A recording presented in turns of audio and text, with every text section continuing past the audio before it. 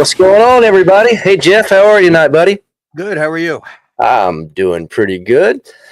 It is Wednesday night again, and here we are with Squadron Live. It's good to have everybody with us tonight. And for the first time in several weeks, probably a couple of months or more, we're having an unplanned evening, just question and answers. Just, guys, that I like going through the chat and saying hello to everybody and answering all the questions. And for the past few weeks, we've had a lot going on with some fun times, good shows, lots of guests, lots of stuff that we've been talking about. But tonight I wanted to throw it back to the chat, the live chat, and let you guys kind of run the show to a certain extent.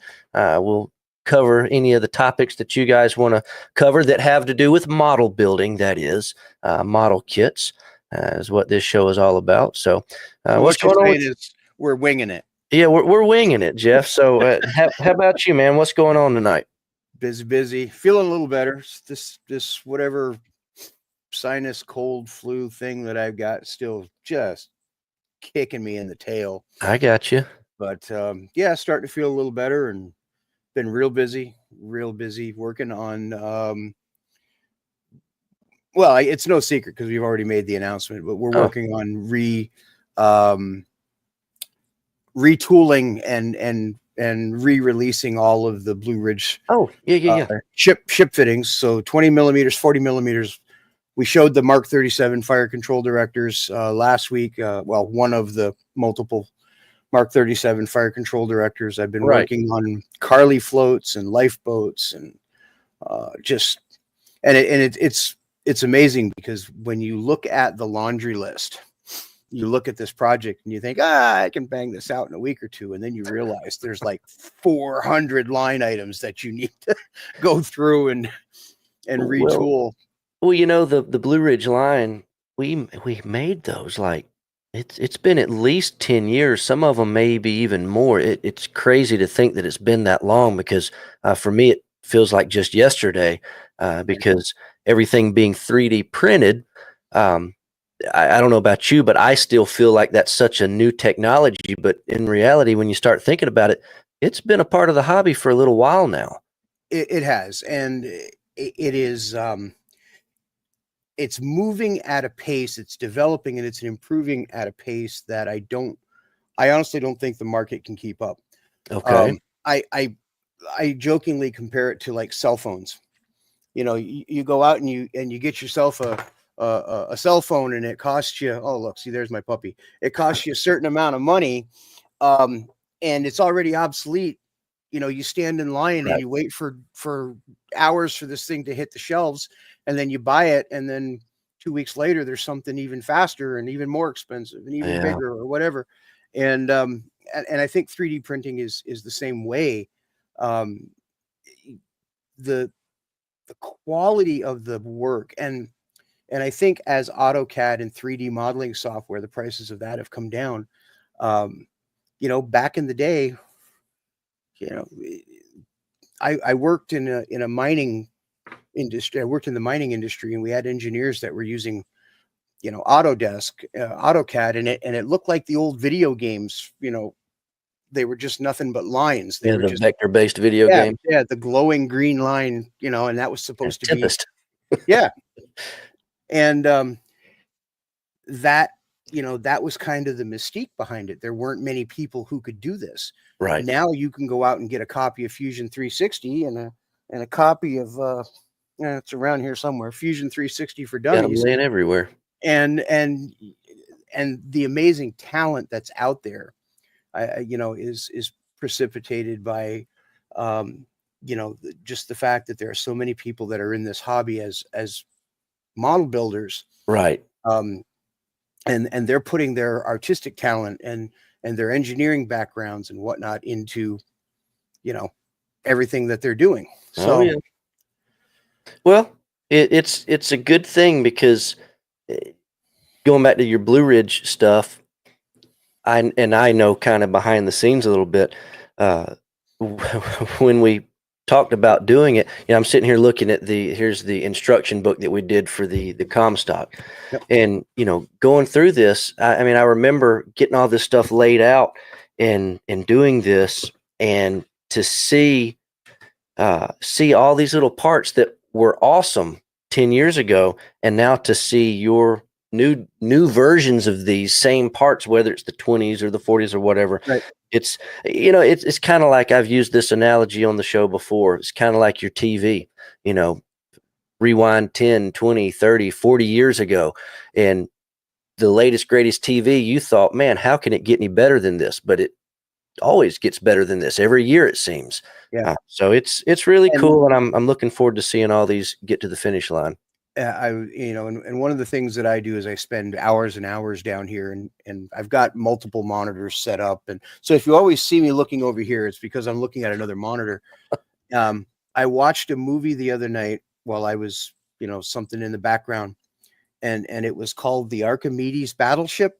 It was about the Japanese mathematician, the math genius guy who figured out the design for the battleship Yamato. And as I'm watching this, I'm watching it on my curved high def monitor over here, and I'm looking at the 3D models that they used Right. to make this ship, and it's real. I mean, it's not even video game. It's like you're watching, Yeah.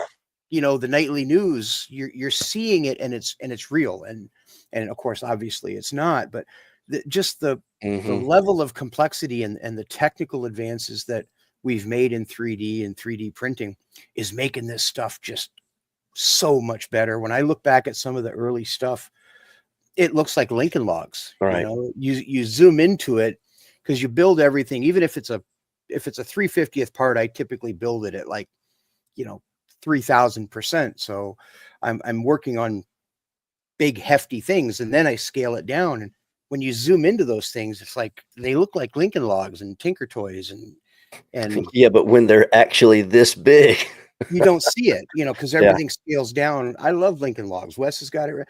But when you scale that down, 3,000%, right. yeah, and the details hold up, and that's what's really cool about where we are. And I'm excited because every time I work on a new project, it's something new, and I'm learning something new, and I'm learning tricks and trades and tricks and hints and shortcuts and things like that with this new software. So, Well, good. Hopefully you'll have some of this stuff. We can show it off at Nationals this year, and perhaps there even will let be a lot of stuff at Nationals this year. some of you guys will even be able to pick some up and take it with you. But check this out real quick. Guess what we got today? What did we get today? Oh, there they are. And I bet 3/4 of them are already out the door, right? Yeah, they are not going to hang around long. And we'll go ahead and jump over here in the chat, and we'll continue on this Fletcher. But I already see a couple questions that this Fletcher will be a part of the answer. So start off with Jeff here. Hey Jeff, how are you tonight? We're going to jump right into Jeffrey asking about Border Models HE111. So the update on the HE111, Jeff, is I have seen the box art for it and the renders and all that, and it looks like it is well underway, perhaps close to release, a month or two. I don't know. Problem is, the Border models are produced in China. And I'll go ahead and throw this out just like I did last week. We will absolutely not get political on this show. For better or for worse, the tariffs are real. And pretty much everywhere else except China, we're going to be fine. We've got orders in with manufacturers from all around the world except for China. And that's unfortunately where Border Models is. So I would like to think that we will be able to get the HE111 at some point, but right now, today, I can't tell you when that would be. I mean, I don't know how much the HE111 would be under normal circumstances, but let's just use $100 as a round number. I mean, it's a big plane. If we were to bring them in today, it would cost over $200 for me to sell it to you guys, and I don't think it's worth that. So we know about it. It looks awesome. The box art is great. I'm very excited about it. It's just a matter of when. And how that question affects this Fletcher is this shipment that we got today is it was a pretty substantial restock for Trumpeter, Hobby Boss.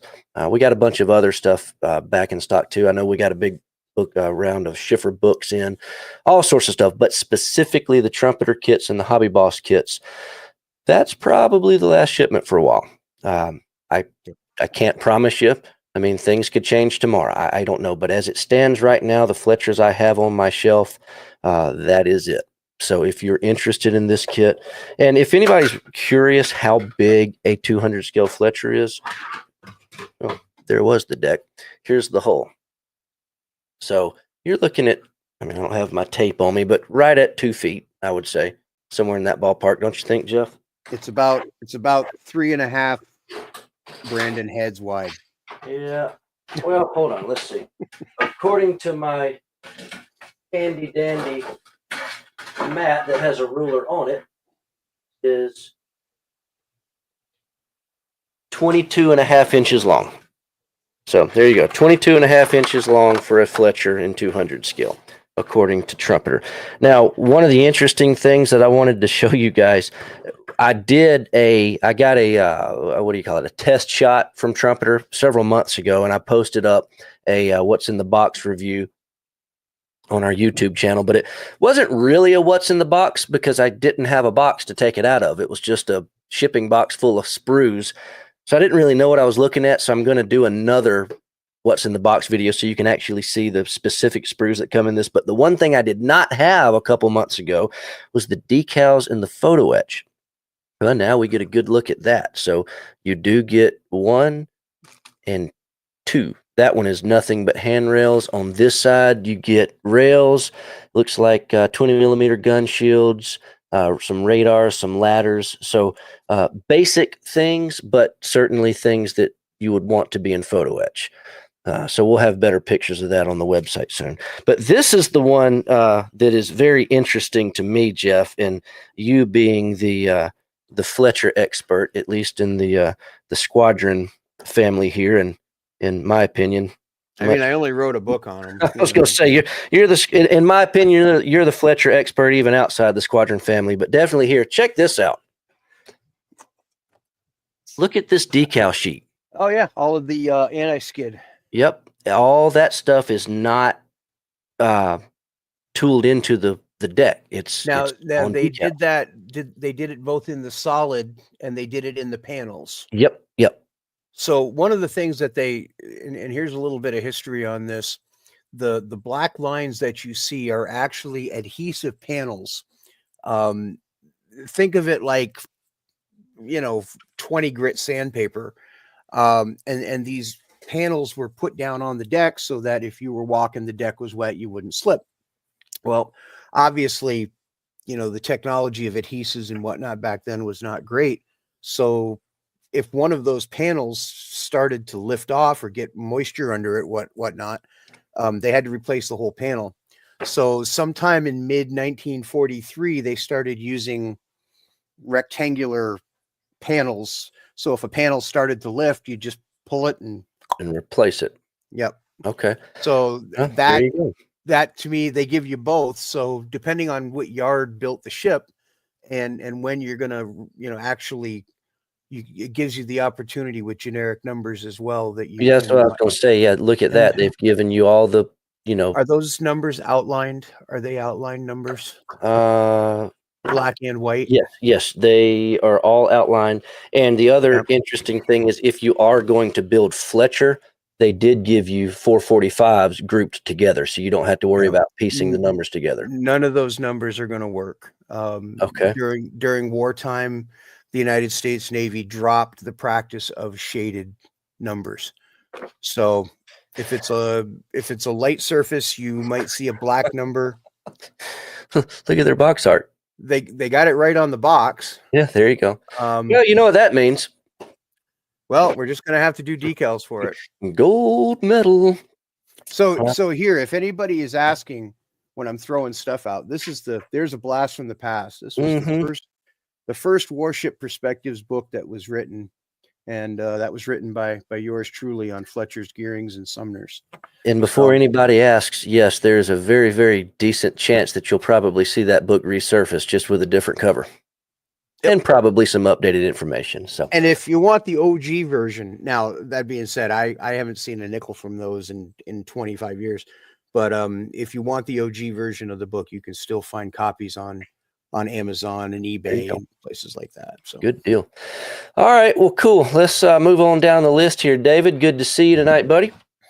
And Ken, and so Ken brought this up, so let's look at this for a little bit. You guys are finally going to start seeing a glimpse of something that we've been talking about for a while now, and that's the way we're going to be doing paint sets.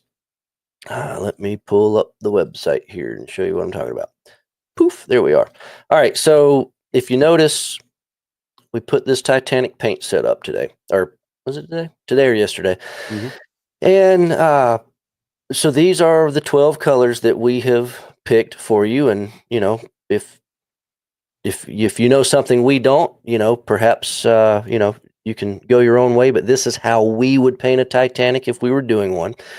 And Jeff made a good point to me when I put this up, and he pointed out the fact that the Titanic is available in various scales, and you need quite a bit different amounts of paint for 700 scale versus 200 scale, for example. So we came up with a way to hopefully get you the amount of paint that you need. Now, these choices here, these are kind of 700, 350 scale, 200 scale. When you click your choice, the price changes, the picture changes. You can see what you're going to get here. So 700 scale, you're going to get 1/2 ounce bottle of 12 different colors.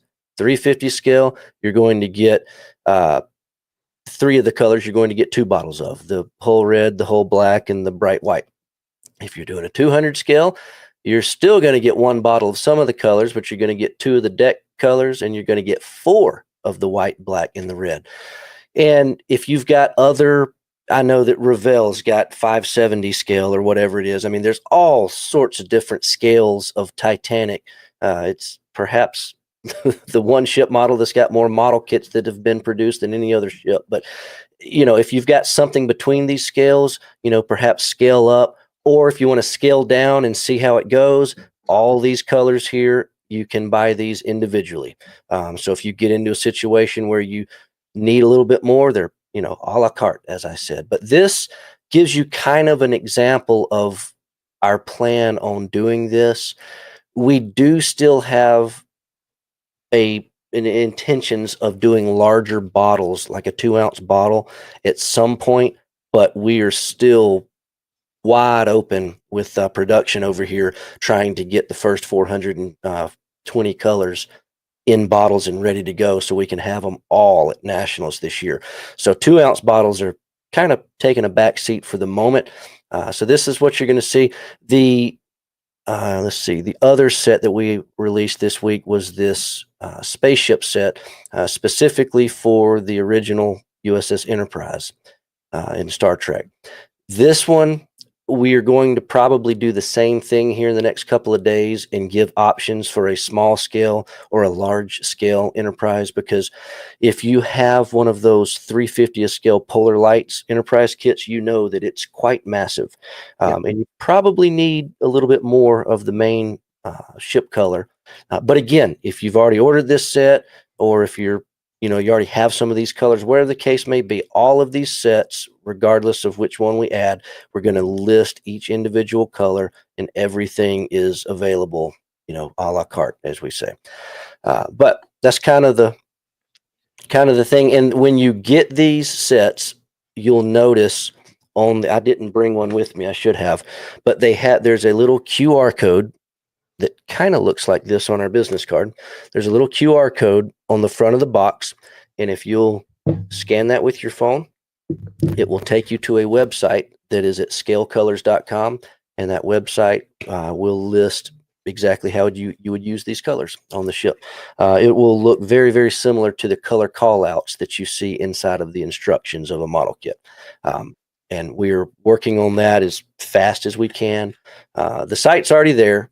We're just trying to plug information in. So as we get a little bit further down that path, you'll start seeing these, you'll start seeing paint sets pop up like rabbits. So it's going to be good, I hope.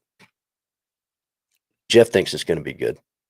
How many different Fletcher paint schemes are there that we've got to come up with? Hundreds Between measure, well, I mean, you've got obviously measure 21, measure 22. And obviously there are some ships that were unique, and Yeah. whatnot, but you got measure 12 revised, which is the dapple pattern that the early Fletcher class wore. Then you go into the dazzles, so you've got measure 31, 32. I don't know if Fletcher's ever wore measure 33. I think those were only Gearings and Sumners.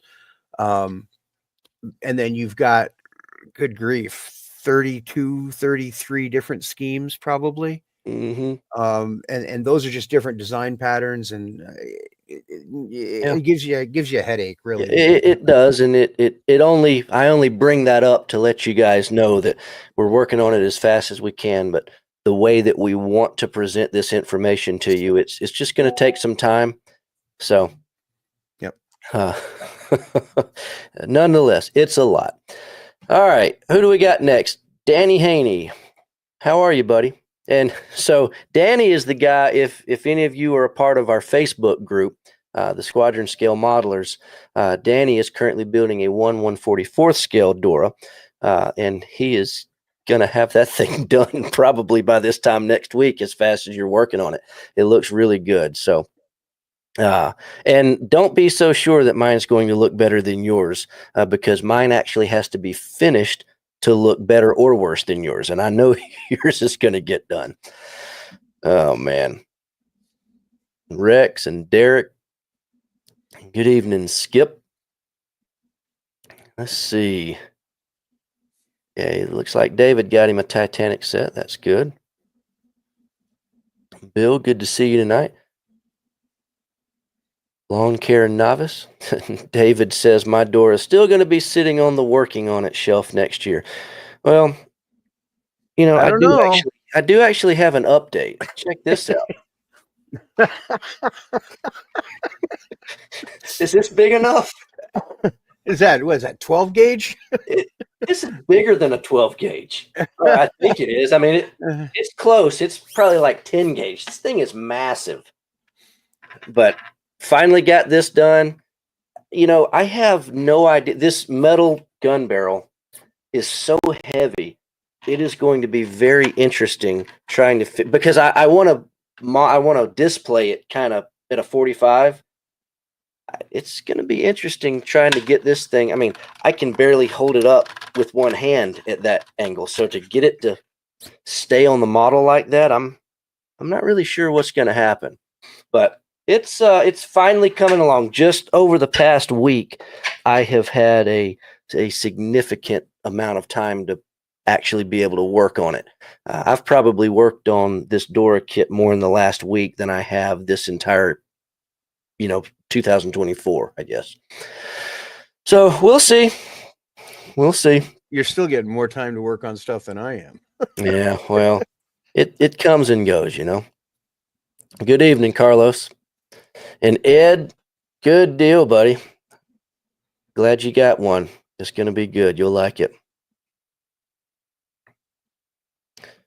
Yeah, you were going to wait for Stevens. I've had a lot of people that are interested in that thing, and that's fine. But the problem with it and the what's the other one they're doing?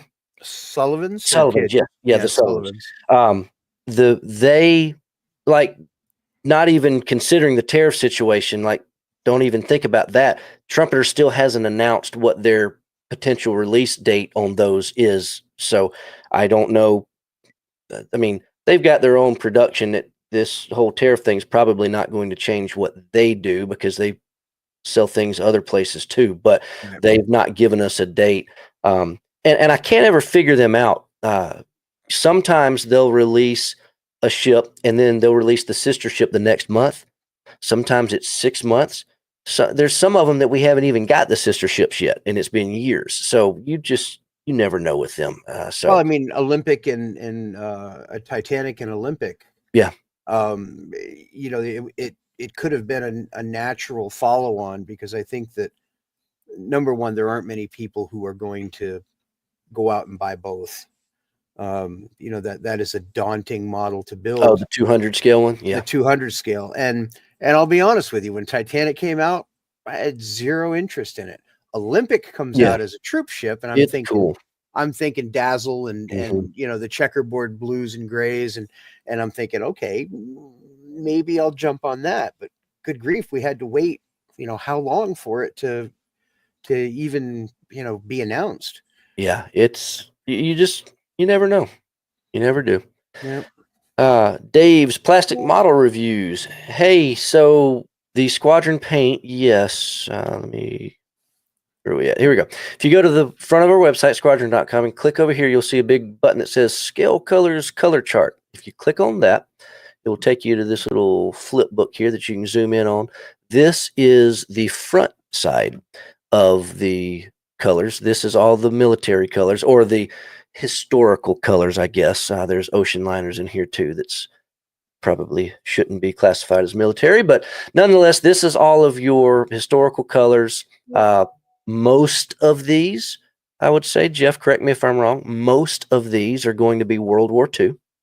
For the most part. The armor colors and aircraft colors are predominantly all World War II. You do have I'm the sorry, modern colors in there, though. Yeah, but there's modern aircraft colors in there as well. Okay, but this right now, Dave, everything in white, like all these right here in the middle, these are all available. They're for the most part in stock. We're constantly restocking them, but those are the ones that are on the shelf now. These ones that have this like peach, tan, pinkish background, these are the ones that are still in process. We're trying to get the labels finished up for them, and we intend to have all of those ready for nationals this year. Some of them should be before nationals, and we'll start rolling out a few every week like we have been, but that's kind of the deal there. And then I mentioned that this is the front side of the color chart. The back side of this chart, I don't have it quite ready to show yet, but that's going to be all of your figure colors and sci-fi colors, all the Star Trek colors. We've got Star Wars colors coming, monster creatures. Jeff did us a line of dinosaur colors. What else is in there? All that kind of stuff. The non-historical side, I guess you could say. Oh, the universal colors.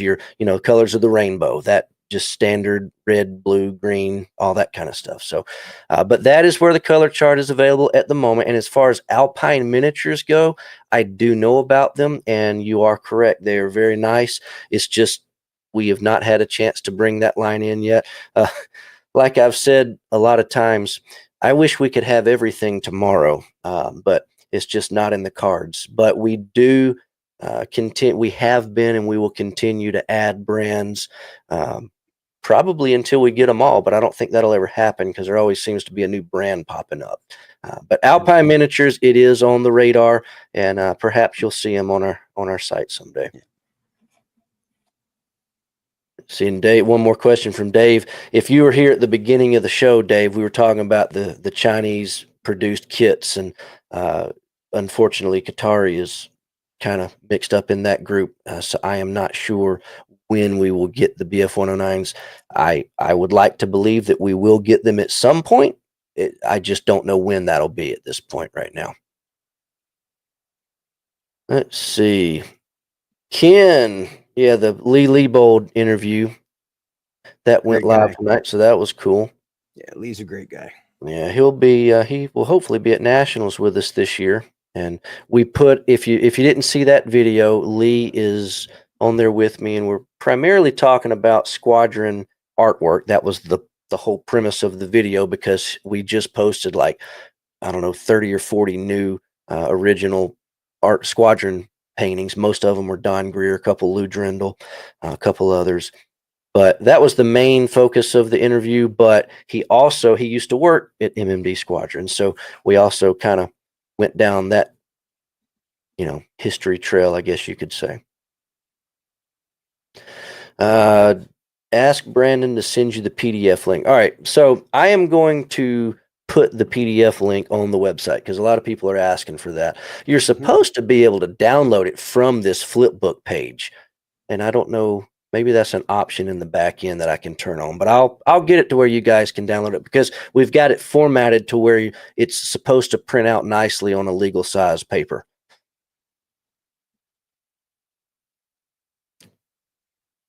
Mark, is there a problem getting Vallejo paints? There's no problem other than the same problem that there's always been, and then it's not really a problem. It's just that they're located in Spain, so the stuff comes in and it sells like candy, and then it takes a while to get it back. So we do have a pretty consistent supply on the way all the time. It's just logistics, like everything else. Logistics get in the way sometimes. So we did create a solution to that problem. well, we did.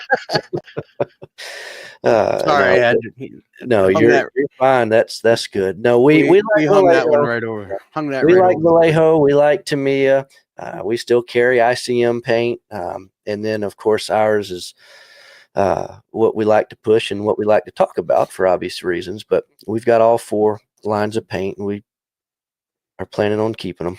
And and it's funny. I've had people ask me that question, and I've had guys come to the shop and they look at my workbench and they realize that I've got 4 different paint racks in my shop. Right. And I've got a full Tamiya rack, and I've got a full Gunzi Senga rack, and I've got a full Model Master rack from, I don't know the last time I used it, and then I've got a full scale colors rack, and everybody looks at me and they're like, well, wait a minute, you make paint. Well, I don't make every color that's out there. Yeah. And there are some projects that, it's just, and I'm not going to throw the stuff away because I've got my own paint line. Well, see, then you met me, and I'm like crazy, and I said, Jeff, how many colors do you have? You're like, about 150. And I said, yeah, I think we're going to go to 440. And you looked at me like I was stupid. But here we are. But hey, Yeah. here's the good thing. Vallejo, it takes us a while to get restocked. All I got to do is call Crystal and say, hey, we actually did. We ran out of, what did we run out of? The Titanic sheer stripe yellow. Sheer stripe yellow. Yeah. Yep. I don't know why we put these Titanic sets out, and why that was the particular color that sold out first, I am not sure, but it did. I called Crystal and I said, hey, gonna need some of that. So she got working on it. She'll have it ready for us tomorrow. So there you go. Fastest lead time on paint restocks is from the barn. But let's see, who else do we have in here? Good to see you tonight, Rob. And TD is with us. Hey, Michael, just moved. Well, I'm sorry. We moved last year, and it is not fun. And unfortunately, almost a year later, we're still organizing. I hope it ends at some point. Maybe you'll get it organized faster than we did. I moved to the Midwest in 2005, and I've still got boxes over there that I've never unpacked. Don't tell Michael that. Oh, man. Mark, you just watched that video with Lee. That's good. Boy, you're old. Oh, man, we all get older every day. And you were also wondering about Vallejo. I guess I got to look at our Vallejo inventory tomorrow and make sure we've got more of it coming, So we always have more coming. It's just, and I'll say this too, actually, now that I thought about this, Jeff, there is a certain element of FOMO, fear of missing out. And with all the uncertainty with the tariffs right now, there is a little bit of an uptick on some of the products. It's like some of these things that it would be nice to have. Okay, whatever. If it sells out, that's fine. But some things that like you really want, you might pull the trigger. And I don't want to use that as go buy everything. It's going to be gone tomorrow. I don't want to do that. Yeah. But I did just buy a bunch of trumpeter stuff for myself today because it occurred to me that I need some railroad track for this Dora and all the other rail cars. And Trumpeter makes the track, and they make the little rail cars and whatnot. So I had to go shopping for myself. So there could be a little bit of that going on too if the Vallejo stuff is disappearing faster than normal. But the good thing on that is Russ is in the chat with us tonight too, paying attention. He just sent me a message and he said he's got Vallejo on the way and it should be here next week. So Excellent. there you go. Vallejo restock next week. I'll go ahead and add an extra week to that because I know how logistics are these days. But Kimberly, good to see you tonight. And Danny's going to go with the Stevens too. It'll be cool. I just hope we're able to get it. But I just can't understand the logic behind that. Well, you know how it is, Jeff. People like unicorns. They never even entered the combat zone. But Jeff, look back there. I have 3 Montanas sitting on my shelf. Well, that's a paper project. I mean, speaking of that, where am I at? Here we are.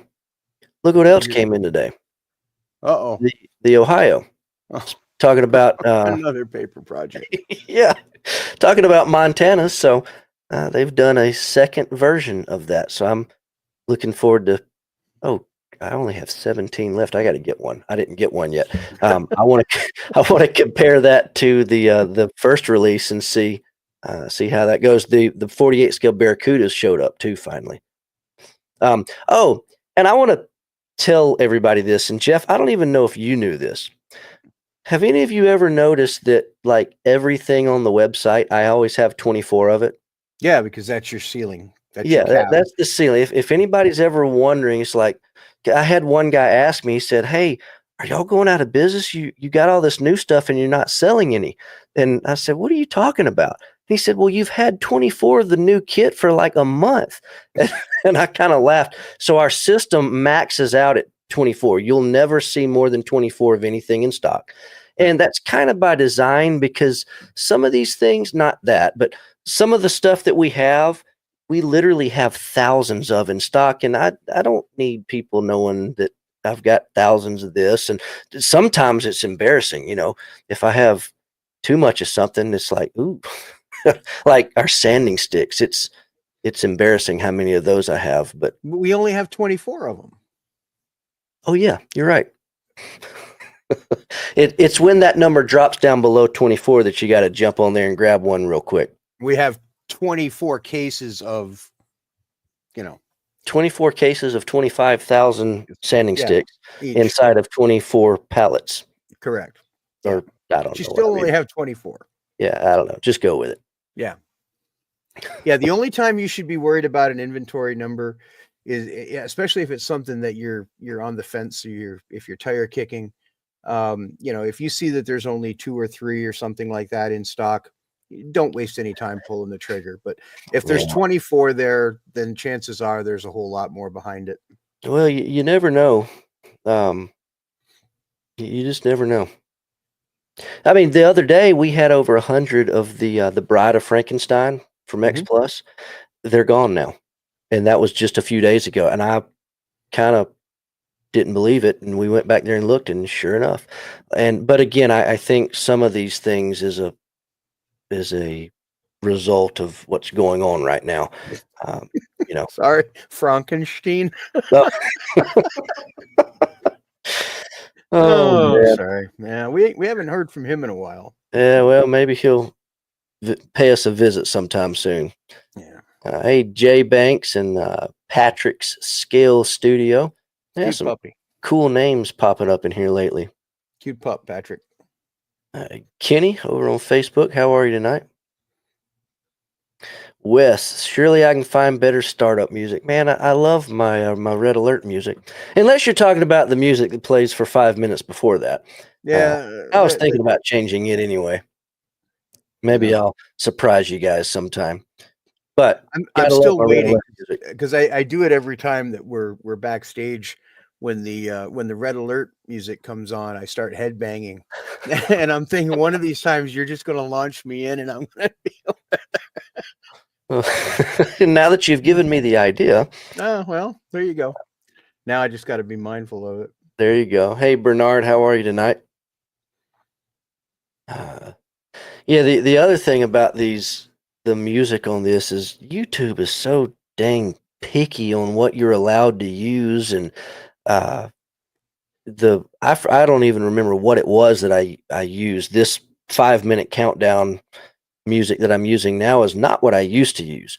Right. But all of a sudden, one day, whoever and it was supposed to be a royalty free song or music or whatever, and it was for the longest time. Well, all of a sudden one day, whoever wrote that decided that he no longer wanted it to be royalty free, and I got like so many emails of all this stuff that I was going to have to do. I was like, forget that. So I just went back and edited all of it out. So Well, here's a funny story on that. I'm a musician. I've been a musician for 50 years, professionally for probably 35 or 40 of those years.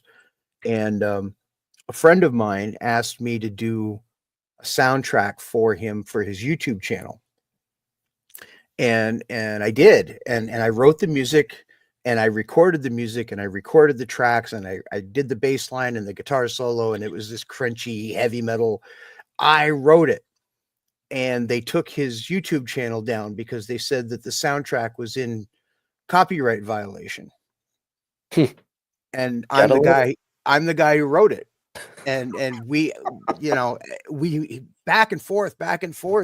And finally I got somebody on the phone from their legal department and said, look, here's the bass track, played the bass track. Here's the drum track, played the drum track. Here's the guitar track.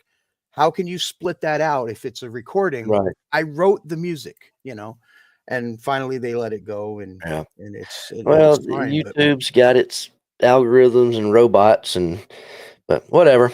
yeah, Well, Jared's with us tonight in the chat. He decided not to join us on video tonight, but we'll drag him in here again soon. he should be working on a model. Hey, he might. Maybe he is, and he's going to surprise us soon. We'll go with that. That's Jason, good to see you tonight, and Tom, I'm glad you got the primer off. Good luck with the colors. Let me know. I'm interested to see how it turns out for you. Good luck with it. Let's see. Jerry up in your neck of the woods. Yep. Jeff. Jerry's a local guy to me. Good to see you As tonight, is David. who else did I see? That John Lydell. Oh, okay. Another local guy, fellow club member. I got you. Crispy Rice, stoked for the Fletcher kit. Well, you're up in East Brain. Are you swinging by to pick one up? I know I have several of them on customer or in-store pickup, so maybe yours is one of those. They're here, ready for you if it is. Scott, yes, the Edward Zero kits, the Kamikaze kits, they have shipped, and all of them have shipped actually. So if you hadn't got yours yet, shoot me an email and I'll see what's going on with it. Of course, I'm looking right now. Yes, yours did ship out to you. You should have. We shipped it out on April 7th, actually. So hopefully you'll be getting it any day now. Give me a call tomorrow or shoot me an email and I'll send you that tracking number if you didn't get it. Let's see. Good evening to you too, Ron. Larry, updates on the catalog. Yeah, it's so I kind of talked about it last week, and we had to kind of change up a little bit and go a totally different direction. It is I'll just tell you what happened. The printer that was printing it, that printed our original one, they are in China. We are no longer having it printed there. And it is going to be printed here in the States. And the good thing about it is I'm going to get it a lot faster. I don't have to wait on a container to get here. The bad thing is it's not going to be able to be quite as big because the printer that I'm using is not capable of doing such a large catalog. Hence the reason we went to China in the first place. Having said that, it's going to be about half as long as we were hoping. But it'll still be 240 pages chock full of model kits. So it'll be coming along. I don't know exactly when. We were, before all of this happened, we had kind of settled in on the fact that we would have it for nationals. we will definitely have it for nationals now, but we should have it a month or two ahead of that. So maybe May, maybe June, if not. So it's coming along slowly but surely. Wow. I'm taking a long time to get through the chats. We're just now catching up to when you were talking about Lincoln Logs earlier. Yeah. Oh man, that's the one thing about going through the chats and kind of taking the time to talk with you guys about what you're interested in. It takes a little while, so forgive me. We're if not on a schedule tonight. No, we're not. But just sometimes we have to come back and bring up the subjects we were talking about 15 minutes ago. Let's see. Thomas is talking about going back to your 3D printing stuff, pilots and figures. They're kind of going back to what Jeff said. There are so many people out there doing stuff. I mean, you can probably find exactly what you're looking for, Thomas. But as far as what we offer, I don't really have much at the moment. However, we have just committed to bring on the entire range from ResKit. And we've carried ResKit for a long time, but just a little of this, a little of that. We are now going to have their entire line. I know they've got a lot of pilot figures, mostly in 48 scale, but I know they're looking at doing other things. I know that CMK, they got a heck of a lot of stuff, and they are shifting all. They've been traditionally resin cast, but over the last couple of years they've been transitioning all of their design stuff over to 3D printing. So it should be pretty exciting to see some of the stuff that they've got planned. And they do a lot of 72 scale figures, pilots and otherwise. I will go on record right now as saying there is no way that I'll ever be doing 3D figures in any of the larger scales, because my sculpting skill, everything I make ends up looking like Gumby. It's just horrible. I can do mechanical drafting. Yep. I can make gun barrels and tank tracks and drive sprockets and things like that. But the minute I start trying to sculpt an organic figure, it's just a nightmare. But fear not, guys. Jeff's not the only designer in the house. We do have our other figure guys. Don't worry, I won't ask you to do a pilot. Thank you. But hey, the funny thing is that I got two guys that are working on our figures, and the funny thing about them is they can't do what you do. Yeah. They use ZBrush and Blender for doing the sculpting. They absolutely, because when I show them the stuff that you're working on, they're scratching their head like, how do you do that?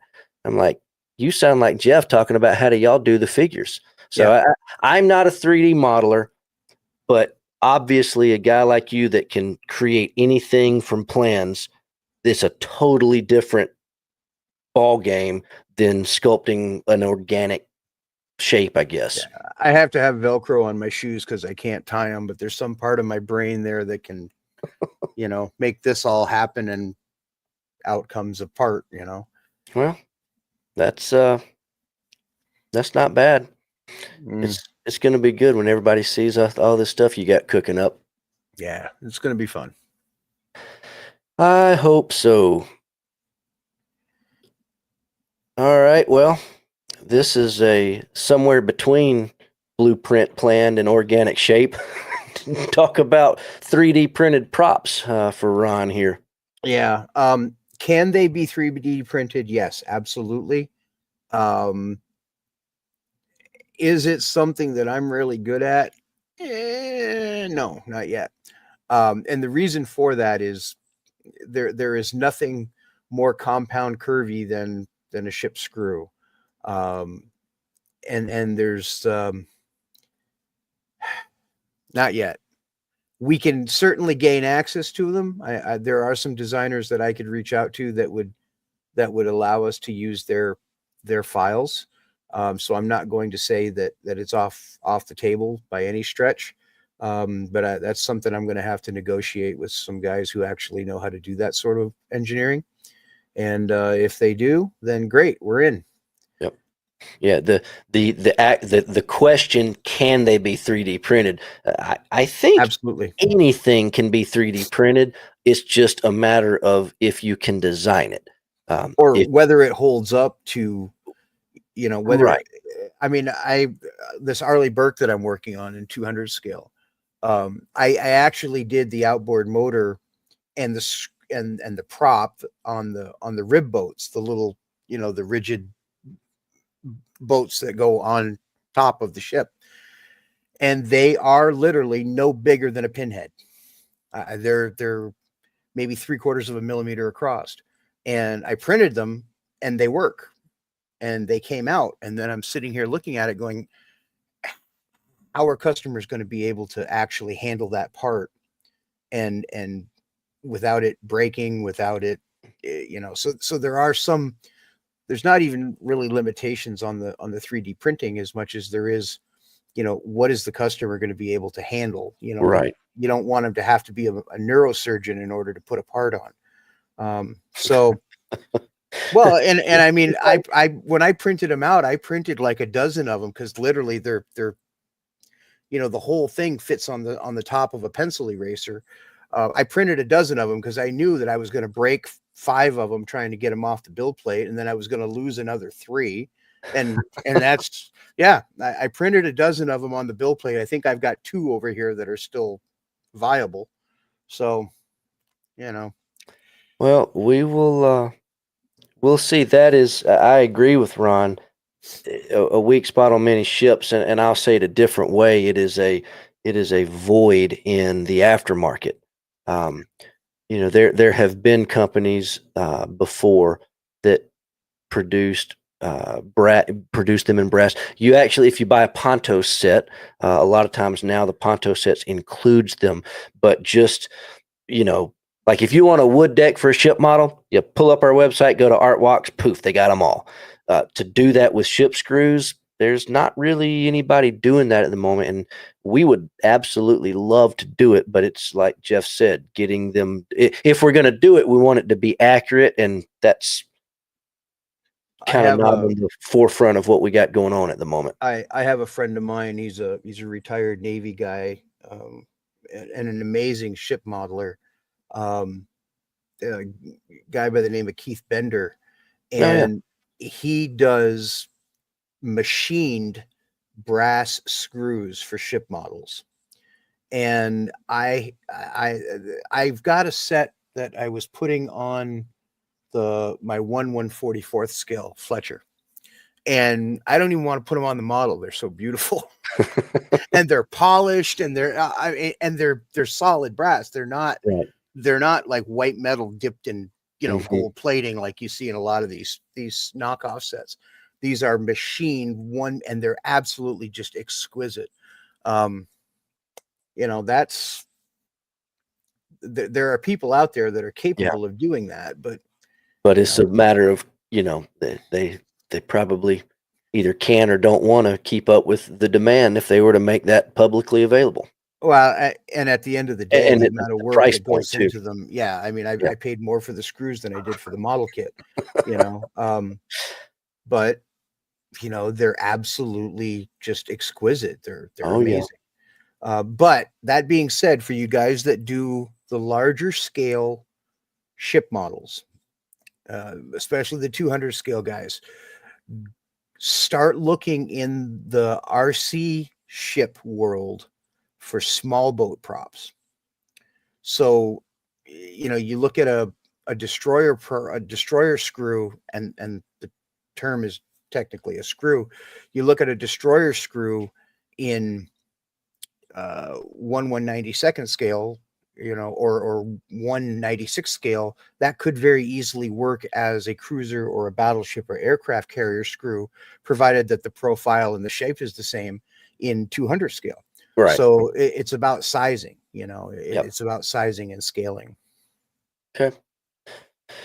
All right. Well, Matt's going back to the Enterprise paint set, and yeah, so those colors, it's kind of like what we're going to have with the Fletcher paint sets, or like the Gerald R. Ford paint set that we've got right now. You can buy that and you can use it on other modern aircraft carriers. Same colors can apply to different kits. And you're going to find the same thing with a lot of those Star Trek things. So the guy, Gary Kerr, that really was helpful with getting this set going. He's done quite a bit of research, and he's really into the Star Trek stuff. He knows his stuff, and he kind of helped us do all that. And we're working with him to come up with, give you other ships that can be used with these colors, because those 12 colors, those are not all the Star Trek colors we've got coming. We've got, give or take, 2 or 3 dozen other Star Trek colors that are coming. We've got the Bird of Prey, the Klingon colors. We've got just all, I don't know my Star Trek like There's Gary. Romulan colors in there, and all that stuff. So, and this is a perfect time. This is a perfect time to throw this little asterisk out there, this little disclaimer. okay. For example, the Star Trek colors. I've gotten messages throughout the last 2 or 3 days that these have been up and announced that they were coming. And I've got guys saying, well, will this work for the 3rd season of the 2nd episode of this? I have no idea. Yeah. What I do, and I was fortunate with the naval colors, is that I had done a lot of the original research, and I had been part of that core group of naval historians back in the 90s and the 2000s, of which, Chris Decker and Ron Smith, they were all in that. We were all in that group of people that was trading and disseminating information to make our kits and our products better. You learn the subject matter and you learn what the right colors are. I have to rely on Star Trek experts to tell me these are the colors that you need. That's why we brought Gary in. And then we mix to those colors, and then we send those colors off, and they look at them and they go, yes, that's exactly what we need. Great. Now I'm happy. Don't ask me what episode it came from. Don't ask me what color Lieutenant Uhura's underwear was, because I have no idea. And to be honest with you, I really don't care. It's not my thing. So Jeff's not our Star Trek guy. No, I'm not. But we also threw out we've got all the World War II Polish colors, and that's not my cup of tea. I ain't got a clue. But we've got customers and friends that want these things, so we want to. Hey, wait till we start doing Bandai Gundam colors. I am beyond clueless, but we've got a good product, and there are several different segments of this hobby that would love to use our product for what they want, and we're going to try our best to give it to you guys, but you'll have to bear with us because sometimes we may get a little bit outside of our knowledge, but that's why we bring guys like Gary in that can help us and make sure that we are, we're doing it the right way. So, and to answer the question about Grissom, without knowing anything about really the Star Trek universe, and don't get me wrong, I've watched it, I watched the movies, but I'm not the guy that can look at the ship and say, oh, this has changed since the last episode. That's just not me. But as a model maker and as a professional model maker, I can probably tell you that unless it was something that was a completely different culture, like a Klingon ship or a Romulan ship or something like that, chances are when they design the 3D models or the actual studio models for a Federation starship, they use the same color palette. Yeah. They use the same paint concept colors as the U.S. Navy. I mean, haze gray is haze gray. It doesn't matter which ship it was on. Right. So, but we will. This first Enterprise paint set, it's right. We know it's right, and it's been very popular. So that shows us that you guys are interested in us doing this kind of paint. So they're selling out. That is true. So you'll see it continue. I sat in this very chair and said, I don't know the Star Trek colors and monster colors are going to, haze gray and navy blue and olive drab. Those are the colors that are going to sell. And what's blowing out the door right now is Ghoulish green. ghoulish green and Star Trek colors. And Well, it's you give the customers what they want. Um, Jeff, does Danny see your helper keeping busy in the background? yeah, that's the puppy. She's a good one. Both of my latest dogs are rescues. There you go. And Mama's been gone for a week now. She's gone for a total of 2 more weeks, and Okay. the dogs are kind of lost because she's the doting mommy figure that gives them treats and belly rubs and all of those things, and I'm always down here working, so the dogs There are you just go. looking at me like, what are you doing to us? Ed, this is the most popular question of the night. We'll hit it real quick in case you weren't here earlier, but the Stevens, which is one of the 3 Fletcher kits that Trumpeter has announced, Fletcher, Sullivan's, and Stevens. I do not have a release date on that. However, since the last time we covered this question a few minutes ago, Russ did message me, and he says, per his contacts over there, they are going to be releasing a Fletcher every 3 to 4 months. So based on that information, we're looking at least end of summer before we probably have the next one. And I don't know if the next one will be the Sullivans or if it will be Stevens. I don't know that information yet. So I'm going to hazard a guess and say it's probably going to be Stevens. And the yeah. reason for that is Stevens was a round bridge. Oh, And for those who don't know, Stevens was one of 3 Fletchers that was equipped with a catapult. It was used for a series of experiments to determine if the Fletcher class, the 2,500 ton class, could actually carry and support aircraft operations for scouting, long range scouting. They were equipped on 3 ships: Stevens, Pringle, and Stanley, perhaps. Third one escapes me. Ron okay. will probably know. Anyway, they tested these things while the ships were working up. It was determined to not be a viable option for the class. All 3 ships had their catapults removed before they went into the Pacific and saw combat. A couple of the ships, I believe, were refit and came into the combat zone looking like normal Fletchers. And I think Stevens ended up having an extra 40 millimeter position where her number 3 turret would be, where turret 53 would be, until she ended up getting a refit later on. And I believe it was 44. So it's a unicorn, but the structure of the ship is going to be virtually identical to the early Fletcher that they just released. The Sullivans will be a square bridge late war AA configuration, so that's going to involve a lot more work. The entire bridge structure CIC is going to be different. Stanley, Stevens, and Halford. Thank you, Ron. And her midship structure is going to be different because she has quad 40s and midships, and the forward torpedo tubes. So there's a lot more work that goes into the 3rd ship. Versus, so logic would say the Stevens will be the next one. We'll know soon. Ed is asking about, and this is going back to the decals we were talking about earlier. He was asking if and we covered this, but I wanted to bring it back up, talking about the numbers being shaded or not. And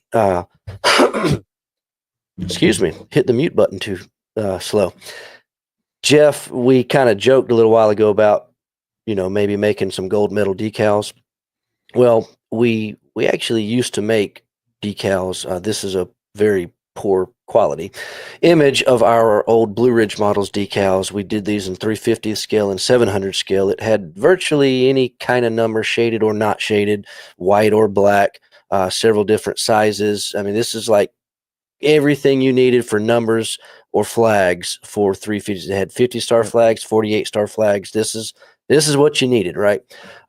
We have sold out of these in both 350 scale and 700 scale, and we have been tossing around the idea of running these again, updating them slightly, but running these again and also scaling them up to 200 scale. Because back when we did these, 200 scale was kind of not a thing, and now it's a thing. So that is in the works, and I don't know when they'll be ready. But those are printed over at micro scale here in the States. So we don't have any production issues with those. It's just a matter of getting it done. A quick solution that would probably be easiest for us to put into production as an interim measure would be vinyl paint masks with just the numbers, Right. and do those in 200 scale, and you just get a, like a decal sheet envelope, and it's got the numbers in the. Yeah. I have all the fonts, I have all the artwork. That's easy enough to do. So that could be something that we could do as a interim solution to this problem. Yeah. We will. Give me a second. Suck in the air the wrong way. Either that or you're catching what I have. No, I don't know. I think something might have flown by and I sucked him in, but whatever. Inhaled a mosquito. Jeff, here's a fun question for you that's a little bit different. Jason wants to know if you can point him in a direction to find out what one of his relatives might have served on. So, Jason, what you can do, if you have access to that relative's military records, specifically the DD 214, you can find out, if you can find their service records, 99.9% of the time, it'll tell you what ship that individual served on. And then it's easy from there. If you need help with it, give me a holler. Let me know. I've got some contacts at the Naval Historical Center and the VA that might be able to help you out. Good deal. Jay Banks is asking about the Encore brand. So for anybody who does not know, Encore was a brand owned by MMD Squadron, and it was basically, I don't know, kind of like Atlantis Models is now. Atlantis has all this old tooling that, old Revell kits, old Aurora kits, whatever the case may be, and they're reboxing it, rebranding it, and issuing those kits again. Encore is kind of the same thing. Squadron would find some old tooling that had not been available for a while. In some cases, it was not necessarily old tooling. It was just something they were interested in, whatever the case may be. They would buy those kits, and they would put them in their own box. They would do their own decals. They'd put their own spin on it and kind of make it their version of whatever the kit would be. Will we bring back the Encore brand? No. Will we bring back that concept? Yes. We've got some ideas that we hope to put into play at some point in the future. So we'll just see. That's all I want to say about that for now. But we don't have intentions to actually use that name brand again. We've got some different ideas. So I heard the 72nd scale Starfix molds are available. That's an inside joke if you're an aircraft modeler. Yeah. Oh man. Oh, Starfix. Oh. Let's see. Jim asking about Russian model makers. I don't know. As far as the Ukrainian manufacturers being blocked, I sure hope not. We get a lot of stuff from there. We get stuff from there all the time. Lots of stuff. We've not been able to get anything from Russia for some time.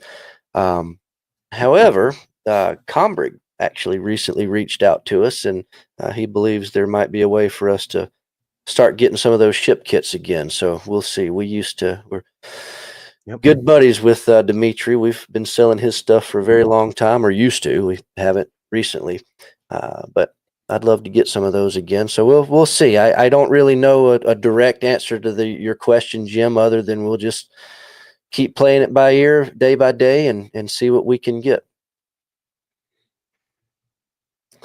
Let's see. All right. Sparky Jim. Sci-fi modeler. You include lights. Why don't we see any military kits with lights? So it's not that you don't see them. You actually see aircraft carriers quite often lit up at, if you go to nationals or whatever.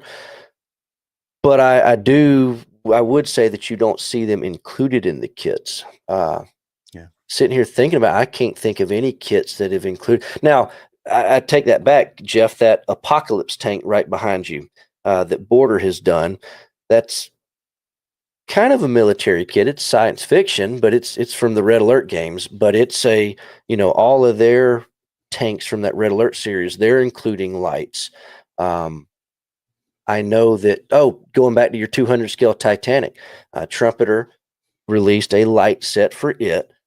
So you starting to see it a little bit. So perhaps that will grow. For the most part, and Jim, correct me if I'm wrong, but most of the sci-fi kits don't necessarily include them, but there are some aftermarket companies that specifically make lighting sets for all of those Star Trek kits and just all that kind of stuff. So it would be neat to see, because whenever you see one of those 350 scale or even now 200 scale carrier kits with the hanger all lit up inside, it's pretty impressive. You ever do any lights, Jeff? I can neither confirm nor deny. Yeah, I've I've done my studio scale X-wing that I did. Okay. I bought the Madman lighting set Yeah. and realized that there was no way that it was going to power everything that I needed for a studio scale kit. So I basically, when I was working in the mining industry and the electronics side at the time, so I basically built my own controller board and used fiber optic and LEDs, Nice. and I did my own lighting kit for that. The Madman lighting kit, and those guys do lighting kits for just about every sci-fi model that's out there. And I have one for the Fine Molds 48 scale X-wing. Yeah. And I've got one for the Cylon Raider and the Colonial Viper kit from who makes the 32nd scale Vipers. Talking about Mobius. Mobius, thank you. So yeah, I mean it's really cool. I did a Warhammer drop ship full of lights for a customer, and it was really kind of cool. But That's why you're not a Star Trek guy. You're a Star Wars and a Battlestar guy. nah, it's I'm picking with you. it was weird because I guess, I mean, 1977, I think Star Trek was like the first movie that I was ever allowed to go to by myself. My parents just, drove past the theater, opened the door, pushed me out, tuck, roll, go in, get your popcorn. And it's not far from the truth. And Star Trek was one of those shows that, I came from a military household. So all the kids were in bed by a specific time every night. And, I just never got to see it. I never got to watch it as a little kid. So, I guess it kind of stuck with me. Matt, yes, there will be instructions. You will not get them printed out with your paint set in the box, but you'll find a QR code and a link on the box that'll take you to our scalecolors.com website, and there will be a paint guide there. It's not there yet. It will be there very soon. Justin, how are you, buddy? Our next door neighbor at our new warehouse over at Mother and Sons Tools. Good to see you tonight. Let's see. Some of these questions in here, it looks like we've already covered, so I'm going to skip on down instead of bringing them back up again.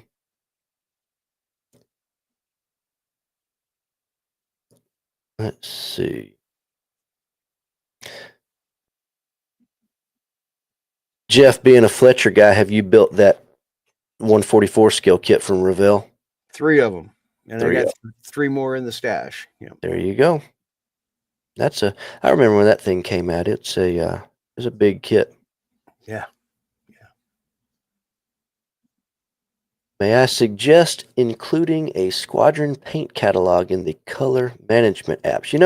I actually just found out about that app about a week ago. And Scale Colors is already in there somehow. I don't know, Jeff, if you got it in there or somebody else did, but I haven't even talked to Jeff about this. Yes, we want to look at seeing how to get that listing updated to be accurate with what we're currently offering. So hopefully we can.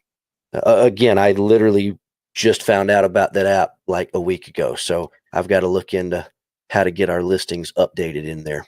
Yeah, back when I was doing Scale Color solo, um, I had been asked by a couple of people to get it into a couple of different paint websites and things of that nature.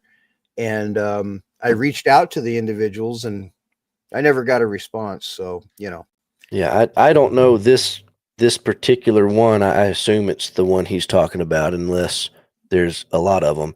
But it's just called Model Colors, and you log in there, and it's got all these different brands. And Scale Colors is in there, but it doesn't even have close to all the colors. So we'll look at it. That's on the radar. But again, it just got on the radar last week. So. Lots of Fletcher questions tonight. Oh yeah, well that's kind of, and I'm sitting here watching the inventory dwindle. They will very likely be gone by this time next week. But remind me to order one after we're done. Yeah, I'll do that. Will any of the Fletcher kits be suitable for building a model of the Hole or Johnston? In short, David, no. Fletcher is going to be its as launched configuration.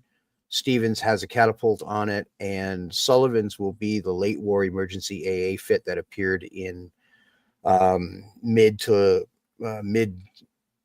summer of 1945. So you can't even kit bash two of the kits together to make the parts. That being said, and Brandon and I had this conversation earlier, if things work out and these kits are going to be in the production stream for a while, if things level out insofar as trade and tariffs and whatnot are concerned, then there's nothing that doesn't rule out us doing a conversion set for it. Yep. And that way you can turn it into any one of the 175 ships in the class. Sweet. Brian, do any of the model companies ever ask us what model builders are asking for? So this used to be kind of a common thing. You would even see model companies put up these polls on their website and all this kind of stuff. Yeah.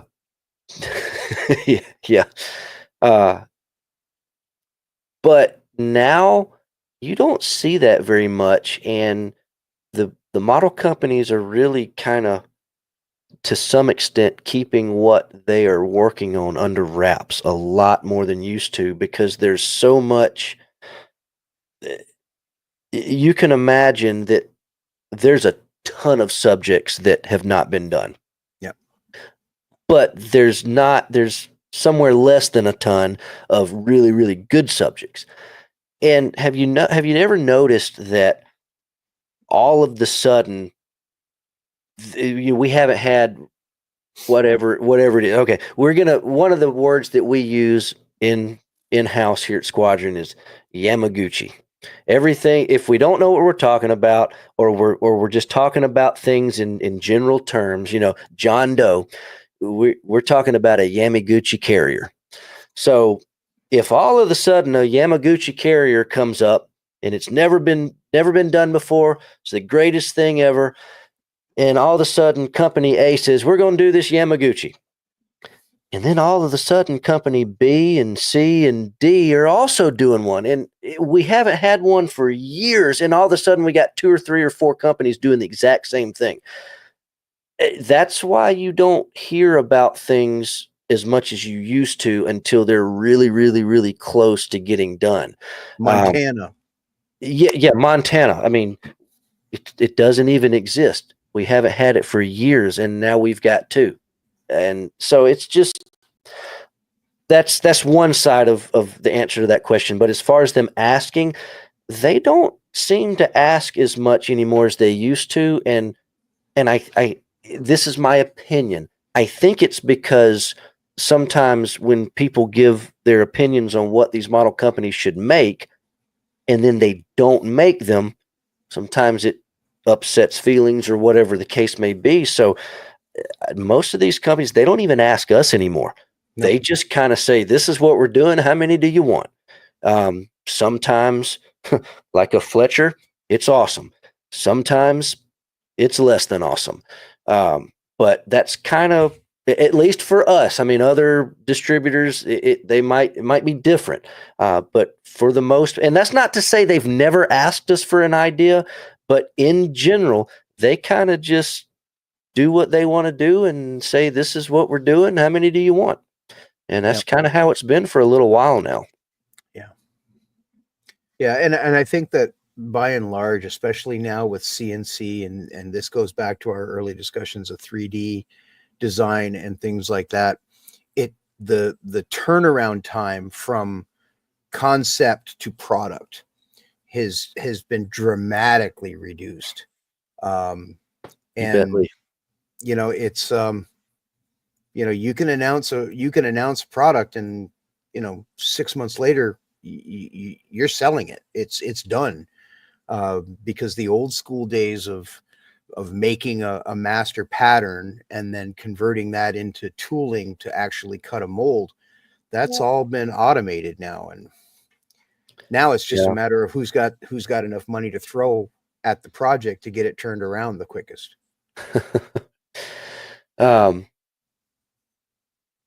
Let's see. There we go. Number one question again, Sullivan's. I got to assume that JT heard us talking about it a minute ago. It's coming, but who knows where. Chris Decker says, "Who needs Gundam paint? I thought they were pre-colored."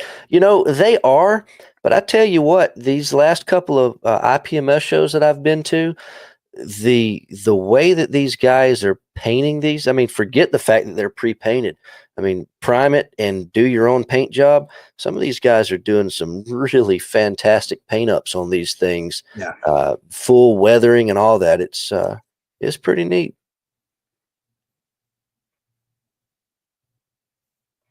Let's see, scroll down here and find us a few more questions. Oh, Steven says the Border Models Akagi bridge comes with a light kit. I didn't know that. And I've got one. Shows you that I hadn't built it yet. Yeah, all right, I'm going to have to check that out. But again, that's Border Models. That's the same company, Jeff, with your Apocalypse. So perhaps they're starting to do that more and more in all of their kits. So that's pretty cool, Stephen. Thanks for bringing that up. Party time. Ed said Frank's late to the party tonight. Good to see you. He was working on a model. That's what we're going with. That's the running excuse. There you go. Let's see. So JT asks if there's any plans to work with Verifier again. So years ago, when Verifier started, going back to the Montana was actually my idea. And this is interesting. Going back to, do model companies ever ask you what they should do? Years ago, they did. So Verifier got started, and this is back when we were just Free Time Hobbies, and JT in this particular situation, Blue Ridge Models. So he asked us. He said, "Hey, what do you think would be a good ship subject for us to do?" And without even thinking about it, I said USS Montana, and he basically told me I was crazy. And I know I am, but I convinced him that it would be good. And by convincing him, I mean, I committed to spending a lot of money and buying a lot of them. Is basically what that means. So he, again, thought I was crazy, but said, fine. He took my money and we brought them in, and we sold every one of them. And to this day, they're still available. And it obviously was good because Trumpeter followed suit. And now they're doing it in Ohio. So it's, it was really neat. After that worked out, I guess perhaps he kind of valued my opinion a little bit. We suggested a few other things. One of the things that we suggested was in Atlanta, USS Atlanta.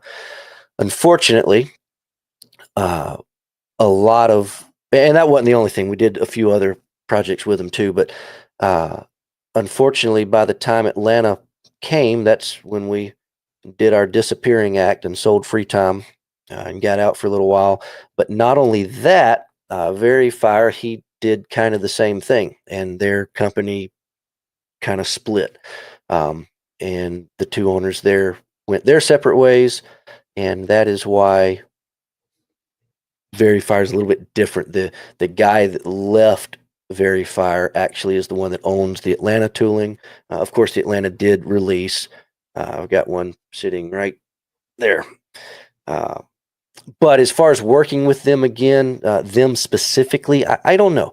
We do carry their stuff. We bring it in.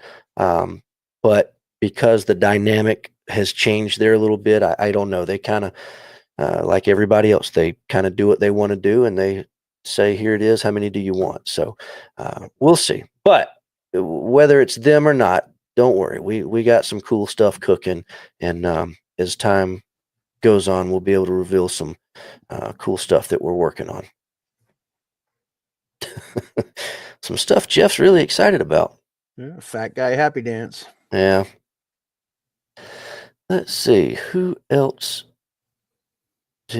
Chris wants a Mississippi class. Of course you do. Yeah, Chris is. You and what? Two other dudes. Jeff, it actually was so Chris Decker's the guy that started Midship Models years ago. If anybody doesn't know that, but Midship actually had a resin 700 scale Mississippi class battleship, and it was a good kit. When we bought the company, we ended up converting it into our Blue Ridge line, and it was neat. I learned a lot about those little battleships. Well, not little, but learned a lot about those battleships through those years. So it would be neat to see those come back out, not just in 700 scale. I'd love to see them in 350 scale. Yeah, lots of ships I'd love to see in 350. Oh, it's a never-ending list. Tom says just scratch build it, whatever it is, and it'll come out in plastic. Yep. That has been the long-running joke ever since I've been into this. There was a modeler who was a good friend of mine up in Connecticut, a guy by the name of Glenn Arnold. He was also one of the authors of some of the Warship Perspectives books. And he scratch built a Sturm Tiger in 1/35th scale. And the first show that he brought it to was the first show that all the vendors had the Tamiya Sturm Tiger kit. Oh, is he mad? Yep. You hear that stuff all the time. JT, going back to this manufacturer thing, yeah, the Academy and Trumpeter, they battled it out through those couple of years with the Warspite, and they had Indianapolis was another one. Yep. The Queen Elizabeth, I believe. You almost think it was personal. It wouldn't surprise me. I know that a lot of those companies over there, and I won't mention them because I'm friends with all of them on both sides, but a lot of those accessories companies over there, they all kind of started out working together, and they all left, and you see the same type product being produced from different companies, and they're all great guys. We're friends with all of them, but you see that kind of stuff all the time. So it just doesn't surprise me that these guys are keeping their stuff under wraps until it's ready to go these days. Yep. Ed says Tamiya used to have surveys at the shows as far as what they should do, and never saw a positive result. Man. Yeah. Now, what was that? Was it the F-16? Mr. Tamiya did not like the two-seat F-16. So Tamiya never did a 48 scale F-16 two-seater. Because he didn't like it. Well, Mr. Tamiya didn't like the way that it looked. Charles talking about ICM's new Blackhawks. Yes, they're nice. They have yet another version. I think a third version on its way that is probably going to be June or July before they get to us. But yeah, nice stuff. We'll see. There's always an exception to everything we say, isn't there, Jeff? Yeah. So always. talking about the manufacturers not talking about what they're doing. ICM is kind of an exception to that rule because, and Mini Art as well, that both of those companies they have kind of set up their way of doing things as they release a catalog for their year at the end of each year. So we kind of know what they're doing this year.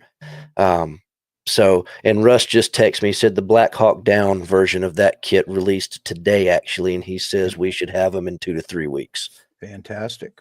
So, and I, while we're on that topic of some of these companies ramping up their, stepping up their games, I've got a couple of friends that have sent me their opinions of the new Edward P40 kits. mm-hmm. And they say that they are absolutely some of the finest kits that they have ever built. Yeah. Well, and I'm not a 48 scale guy, but I mean, I'm looking at that kit thinking, that might have to be one that I break from tradition. Anything that Edward tools up, new tooling, is just fantastic. And they're doing more and more of it. I mean, they've been doing reboxes, going back to the Encore thing. They've been doing reboxes. They'll rebox Hasagawa kits or whatever. And they still do that from time to time, but they're doing more and more of their own new tooling now. And it's pretty neat to see. Yeah. These Edward kits the P40s are just getting rave reviews. Oh yeah. Yeah. Ron, the Big Five, the New Mexicos, Jim's talking about Brooklyn's and St. Louis and Baltimore's.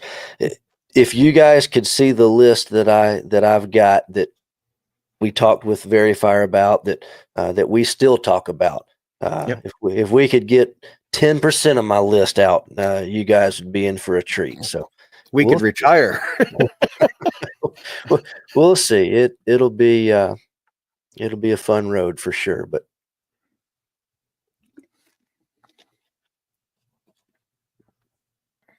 Yeah, Tennessee and 350 scale. All the battleships. It would be nice.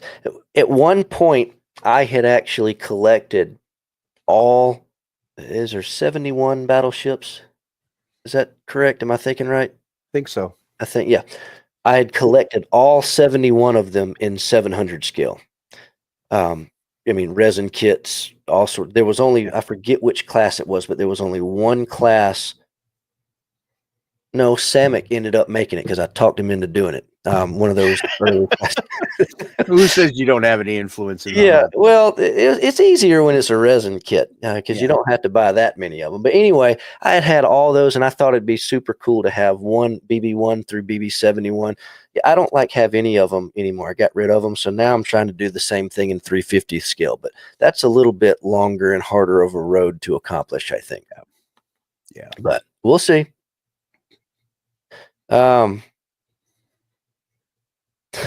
Charles says he's still waiting on Tamiya B17. And we might be waiting a while on that. Well, guys, I guess we finally got to the end of the live chat, so I guess we'll put a pin in it and call it a night there. That's or pull the pin, depending on how pull the pin, whatever. No, it's a lot of good stuff we talked about tonight, so I appreciate you guys being here, and we are going to. Oh, it's just the middle of the month. Okay, yeah, we got 2 more weeks before show and tell. All right, so if the next show and tell is going to be May 7th, which is the first Wednesday of the month, Danny, are we going to see that 144 scale Dora? Be fun, wouldn't it? Yeah. I guess that's going to do us, Jeff. For now. Yeah. I think one of the things that we have to kind of remind people is that, there's a lot of stuff going on behind the scenes that you and I are working on that eventually we'll jump up and down and say, hey, guess what we did? And everybody will be all excited and happy. Well, and not just that, but let me throw this out there too.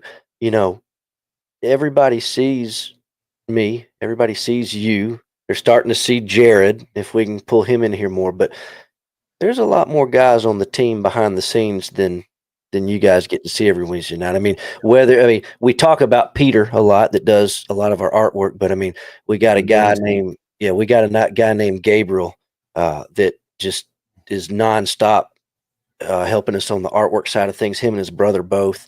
I mean, we got a whole bunch of guys that are kind of behind the scenes on all these projects, and then not just that, but everybody at our warehouse too. I mean, if it weren't for my guys and gals at the warehouse, it wouldn't even be possible for Jeff and I to be sitting here talking to you guys on Wednesday night, because we'd be at the warehouse packing stuff up and getting it shipped out. So, yeah, I mean, y'all might see us every Wednesday, but I mean, we got a big team behind us, and it takes everybody pitching in to make this squadron thing a thing. So I appreciate all of y'all. Yep. Same here. It's been nice kind of, jumping into other projects and handing off. It's been kind of cool. You sent me a note today and it said that Scale Colors is all grown up and gone global. And that's, that's really kind of cool. It's nice to see that I can now go to work on designing, 20 millimeter guns and fire control directors and tank tracks and all of that other fun stuff that, it's really kind of cool. It's been fun. Okay. Well, we'll keep on having more fun. So you guys take it easy for now, and we will see you next week. All right. Good night, everybody. Thanks for your time. Thank y'all so much.